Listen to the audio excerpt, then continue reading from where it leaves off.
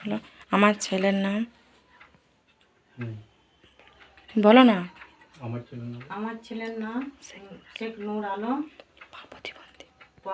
বাঁপাটা প্রতিবন্ধী। বাবার নাম বলো। বাপের নাম শেখ আক্তার আলী। অ্যাড্রেস বলো। গ্রাম বলপাই, পোস্ট বলপাই, জেলা হুগলি, থানা খানাপুর।